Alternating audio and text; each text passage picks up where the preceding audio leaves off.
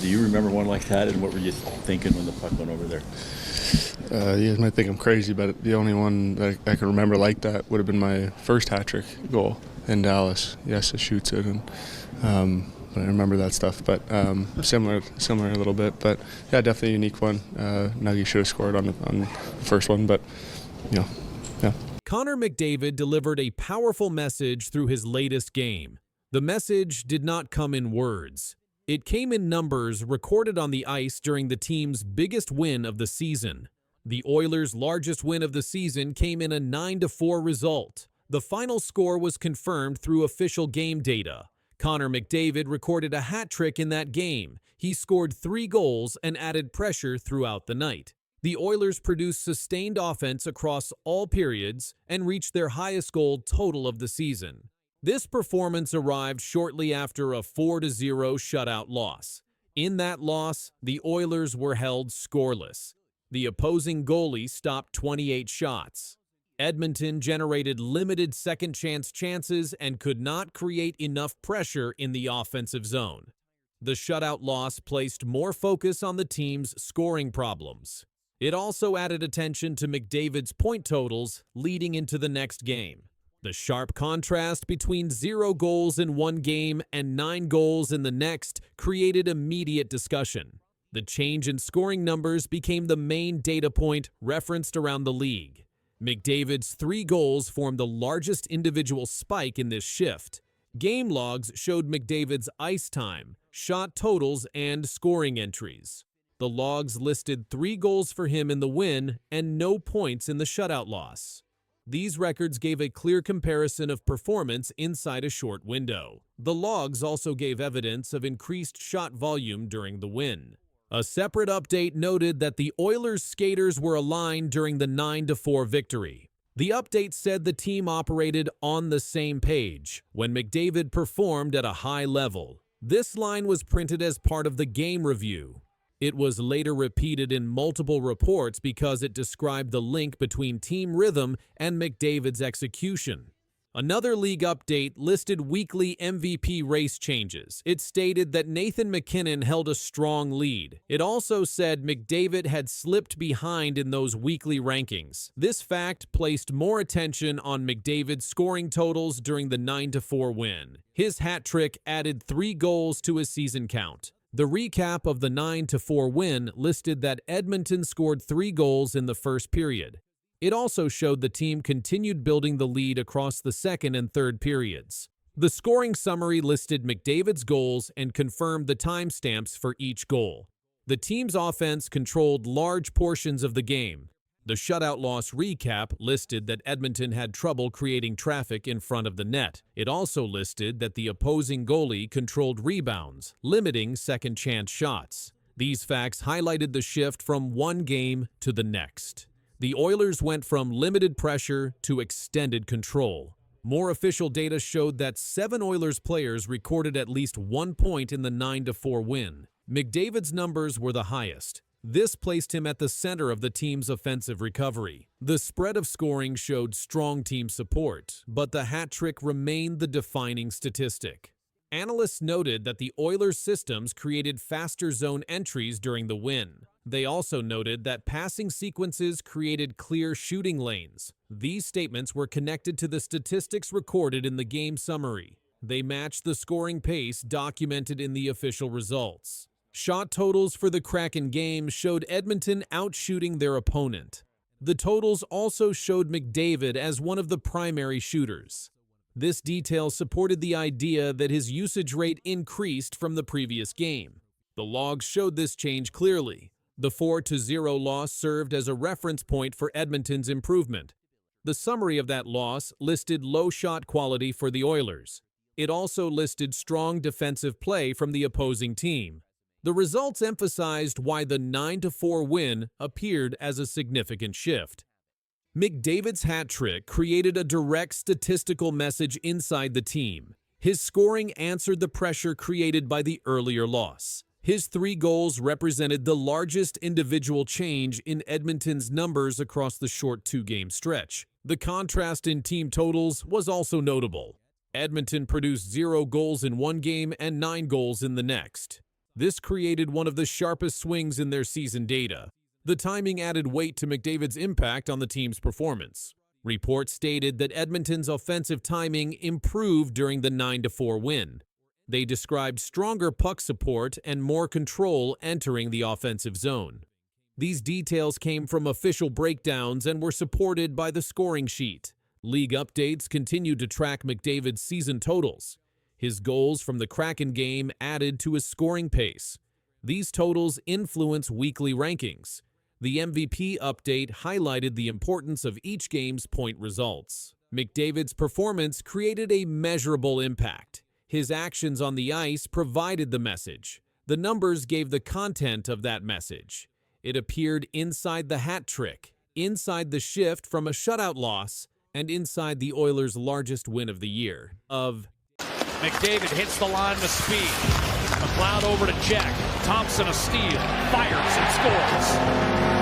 5-1 Buffalo, and that'll put it away. Tage Thompson, an empty netter.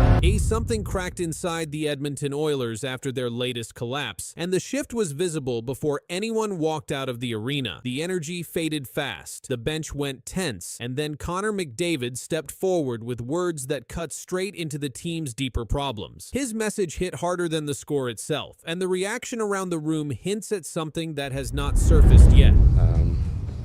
And I think last night is the kind of accumulation of a lot of different things, and last night's a great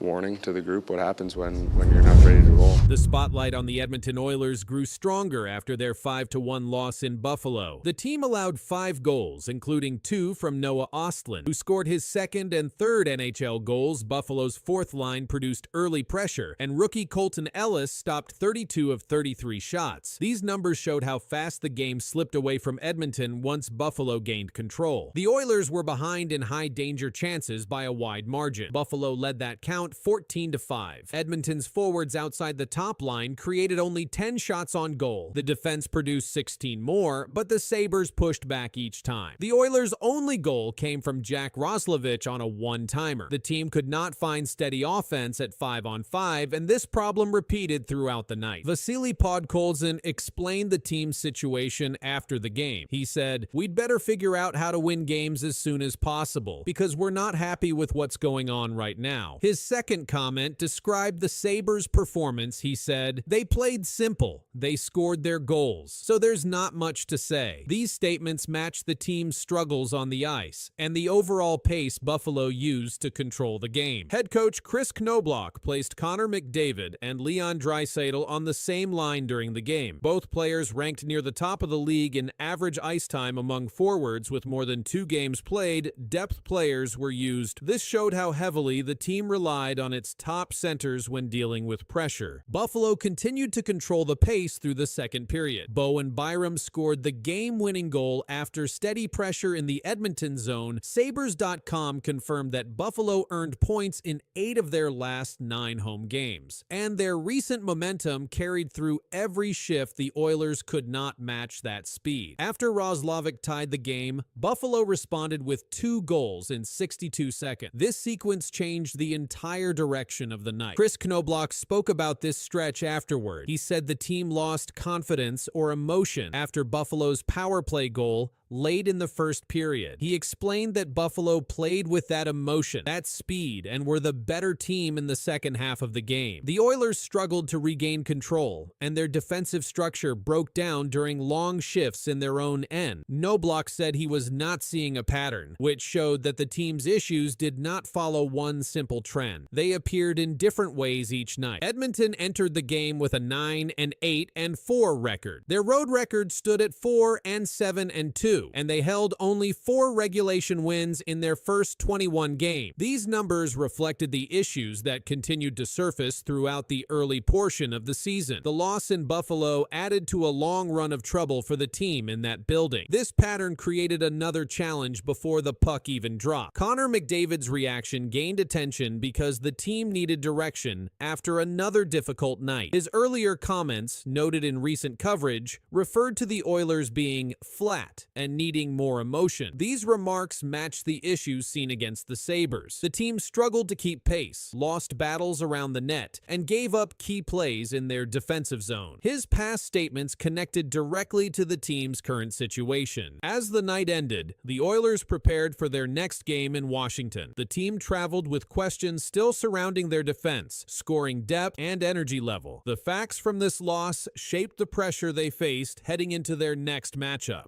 And I think last night is the kind of accumulation of a lot of different things, and last night's a great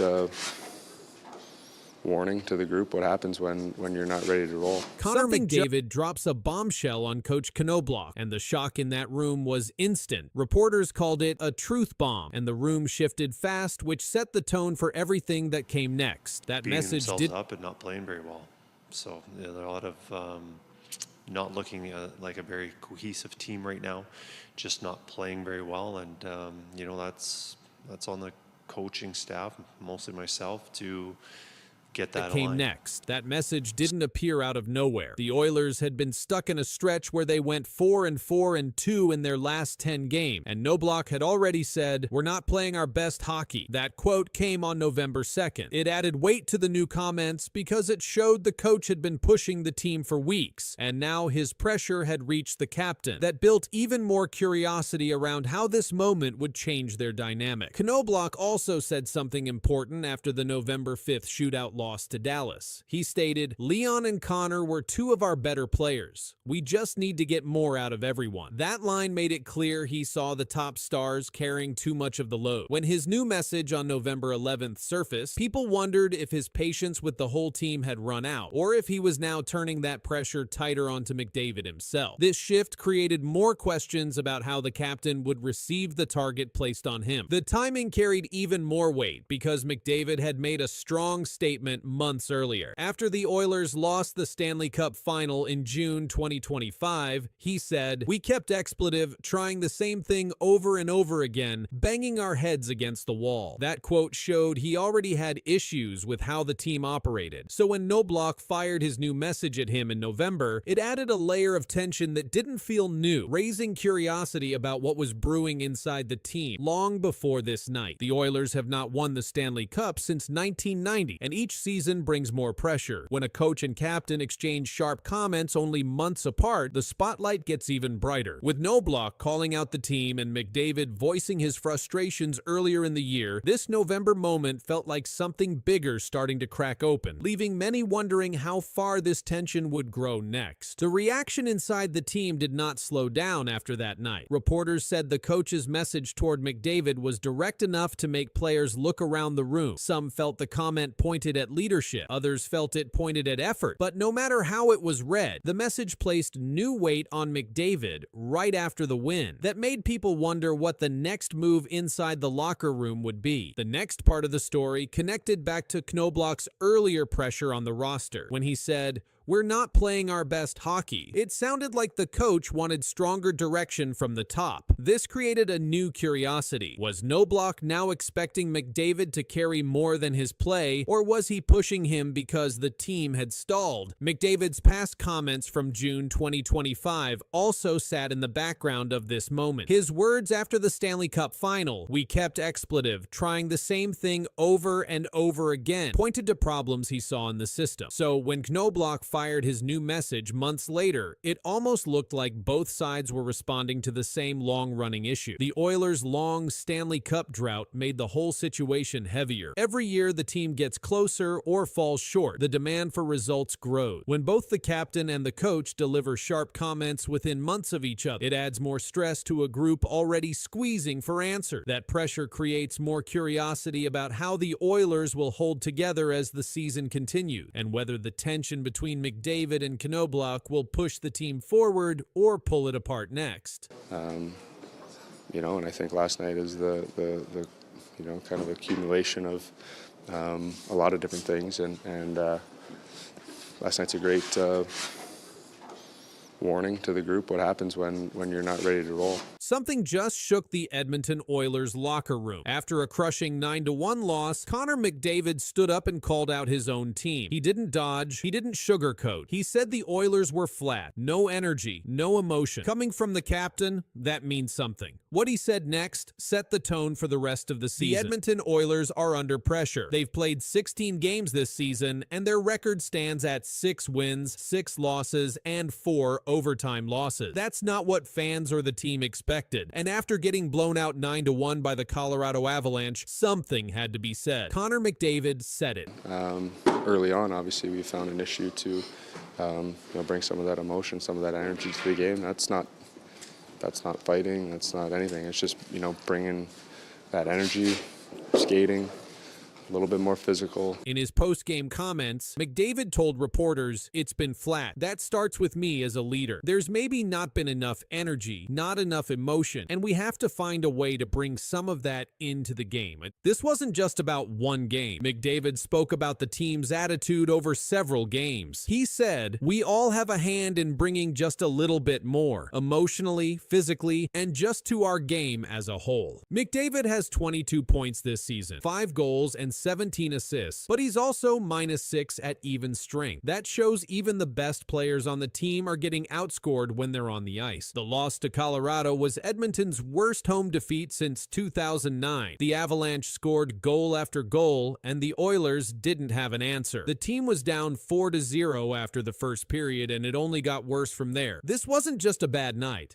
It was a wake-up call. The Oilers were supposed to be Cup contenders again. They reached the Stanley Cup final 2 seasons in a row, but right now, their play doesn't match that level. Over the last 10 games, their record is 4 wins, 3 losses, and 3 overtime losses. That's not terrible, but it's not what a contending team expects. Now, with McDavid calling for more effort and emotion, the whole organization is on alert. The message is clear. Things have to change now. McDavid's message wasn't just frustration, it was a warning, and it wasn't only for the player, it reached the coaching staff and front office too. When a captain speaks like this after a blowout loss, it signals a bigger problem inside the team. Coach Chris Knoblauch now faces pressure to respond. Line changes, goalie decisions, and defensive structure are all under review. The Oilers can't afford to let this slide. Their next games are critical. McDavid said, "We have to find a way to bring more." That starts immediately. McDavid's call for emotion matters. Hockey isn't just about skill. It's about fight. The Oilers haven't shown enough of it. They've looked flat, not just in one game, but over several. That's why his comments hit so hard. This also affects the fans. The Oilers have one of the most passionate fan bases in the NHL, a 9-1 home loss sting. And when your best player says the team isn't bringing enough, fans expect action. Behind the scenes, the organization must decide how to fix this. Trades, call-ups, system changes, it's not clear yet. But McDavid just put everyone on notice. He didn't blame others. He included himself, but he didn't stay quiet. His leadership now demands results.